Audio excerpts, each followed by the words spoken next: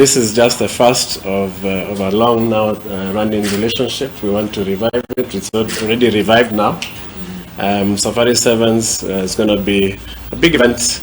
Not as big as it used to be, but we are starting off. As you said, we have missed a number of them. So we are starting next weekend. A few good teams have confirmed. We have teams like Shujaa, of course, Morans. Those are the African champions, so you have the best teams in Africa there. You have Uganda, who are third in ranking in Africa, after South Africa, after Kenya. Samurai, we have Apache, we have the German national team, we have Red Whalers, Tropic Sevens, KCB Rugby, who are Kenya's 7th champions, and Western Province.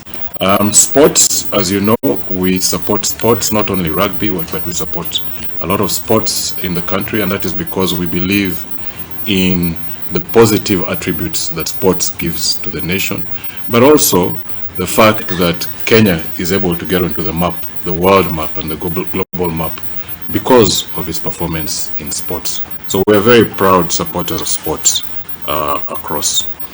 So as I conclude, allow me to extend a profound gratitude to the union, Rugby Union, led by you, Sasha, for your dedication towards sports, or towards this sports, and for allowing us as Tusker to be part of this tournament.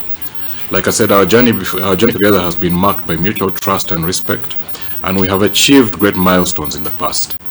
We are confident that with proper organization and support, we will restore Kenyan rugby. For the Safari Sevens is the oldest running competition in the region, first held in 1996. This is the 20th edition. We've missed 3 editions, 2 due to financial reasons, 1 due to COVID again. Yeah, but this year we're determined to hold it and to grow it. I think when Chairman talks, he'll talk more about the plans for that. But that's a eventual plan. So between the 17th and 19th of November at the rfuea ground, and we plan to have at least 18 teams participating in that. The breakdown will be shared. We're still confirming some teams, but we've already released the teams that had confirmed, and we're trying to add a few more to that.